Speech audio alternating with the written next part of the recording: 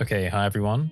First of all, thank you for such a nice response for the Holt Tools add-on that I released with the last video. Because of the nice response, I decided to look through all of the comments and all of the emails I received at all of the feature requests and changes, and I decided to add almost every single one of them. So in this video, I'm going to walk you through version 2 of Holt Tools, which is now available on Gumroad, GitHub, and Blender Market, all of the places you can get it. Anyway, to start with, let's take a look at the cleanup panel. Now on the surface, it looks almost identical from the last version. We've still got Organize Outliner, Convert Suffixes, Purge Unwanted Data, and Deep Clean. But if you look carefully up here, you'll see that there's a drop-down bar. If we click on this, there's two options, Outliner, which is what we're looking at now, and Object. Now in here, there's a bunch of shortcuts for different common operations. We've got Recalculate Normals, Merge by Distance, Clean Custom Split Normals, and Clear Keyframes, as well as Auto Smooth Setting. Basically, if you want to change the auto smooth value for an object, you can do that in here, set an angle, and then if you click the button, it will automatically enable it and set the angle there. Now, one thing to keep in mind about this is that Recalculate Normals and Merge by Distance only work in edit mode. So if you look in this viewport here, you can see that I'm in the edit mode of this cloth object. If I go into object mode, that will disappear. And you'll see that a label appears saying more in edit mode. So that lets you know that there's more features available. Another thing to note about the outliner functions is that the Convert Suffixes function has had some slight changes, and I will explain this a bit later when we talk about tagging. Basically, in the last version, the operator didn't take consideration for names that had multiple underscores in them, but now it does, so we'll take a look at that in a bit.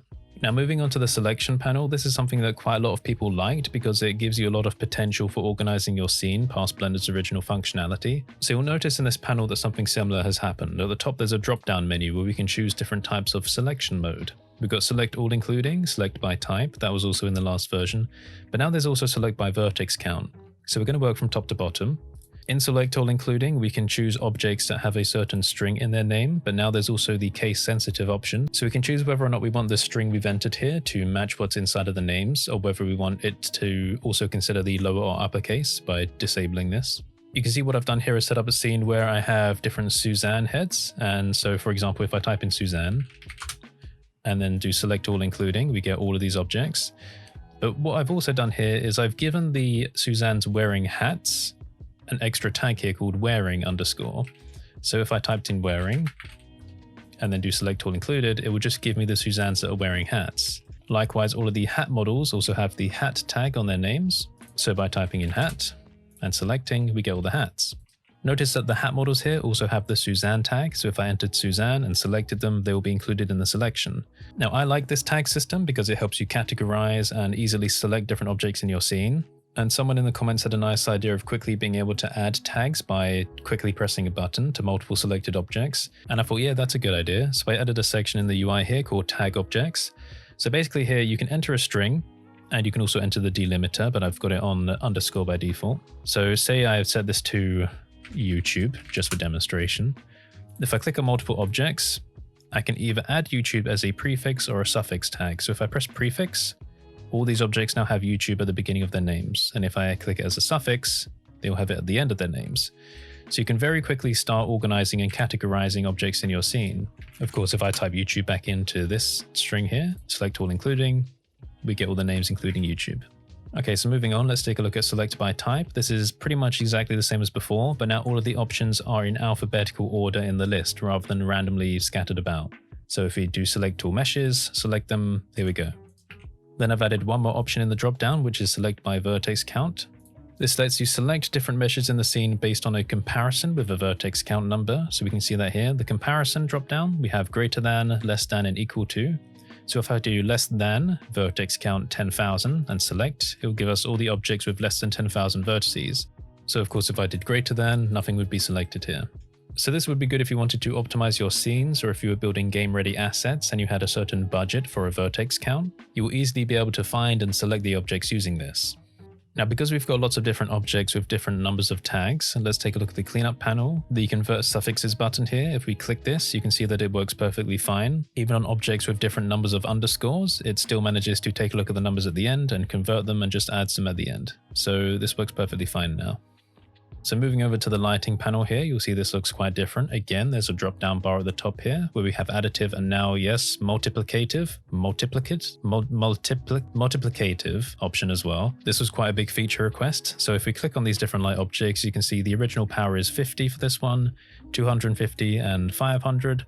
So if I set this to 2 and press the X to the side here, it will multiply all of the lights in the scene. So we can do that. So this is now 100, 500, and 1000, and we can keep doing that. So of course, that's the additive mode that's still there, so you can add the numbers if you want, just to increase the overall amount of energy in the scene. And then with the target drop down, this is a feature that I really wanted to add because I'm going to use this a hell of a lot. You might not ever use it for your scenes, but I use a lot of emissive lighting materials in my artwork, so I'm going to be using this. So under this drop down, you have two options. You've got light objects, which we've just seen, and emissive materials. And if we click on this, we get some more properties here, but I'm going to move over to another demonstration file just to show this off. So in this file, I have 3 different objects, and each of them has a different emissive material on them. And in each of these materials, there's one emission node, but they've got different strength values and colors. So for the sake of demonstration, imagine that these are all different fire objects. So we've got different intensities of fire. There's a bright yellow one, there's a slightly dimmer orange one, and there's a really low red one going on. The reason I've got these at different strength values is just to demonstrate this feature. So when you're building a scene, say in cycles, and you're making use of different emissive materials, some of them are going to be really strong light sources, some of them may be weaker for props. The global lighting features here lets you change the strength of them all at the same time, but you may not want to do this for every single material and every single emission node if you had a really complex scene.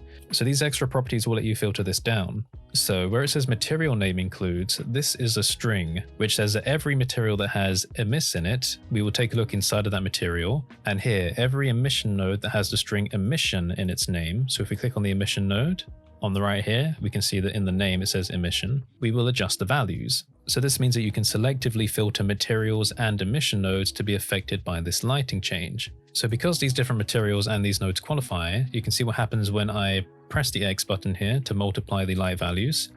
They start increasing. It's multiplying by 1.5 every time. So this will be extremely useful, say, if you had different categories of lighting via emission in your scene, say for like sci-fi hard elements or environment lighting, and in this case, a demonstration of different fire effects if you were to build it out. So use your imagination. Now I've chosen emission for this node name includes because every emission node by default has this, but say if I change this to something like, I don't know, YouTube again, just for demonstration. Let's take the orange one, emission node, name, let's set that to YouTube. It can have anything else in it as well, but just as long as it includes YouTube. So if I press this now, it's only going to affect the orange because that's the only one that qualifies for our filter here. So the last update to talk about here is for the quick decimation in the optimization panel. Now it works on multiple selected objects. So say if I set the ratio to 0.01, quick decimate, done. Very easy. And of course, if I choose 1, does it the same. So yeah, those are all the features. There's been quite a nice amount added here. It does make it a bit more cluttered, but that's why I've been using the drop-down panels here, so you can kind of filter through the different modes. Of course, you don't need to have everything open at once if you don't want to. So just pick and choose the functionality as you like. I've built this mostly for myself, so a lot of this is personal preference, but if you think it will be useful for your workflows, then feel free to pick it up and use it. Now, of course, this work is only enabled by the donations of your generous selves because, of course, this is a free add-on, except for on Blender Market where it's $1 because they don't allow free products. But you can download it for free on Gumroad and GitHub, and if you want to support this work and keep projects like this going, then please consider donating on the products, or even better, sign up to the Patreon. There's multiple tiers on there, and depending on the tier you select, you can get access to behind-the-scenes posts, exclusive resources, and my personal art files. So yeah, download it and give it a try, and feel free to leave more feature requests. I can't guarantee that I'll add everything you ask for, but if I think it'll be useful for my workflow, then I'll definitely make a note of it. So thanks for watching everyone, have a great day, and I'll see you next time.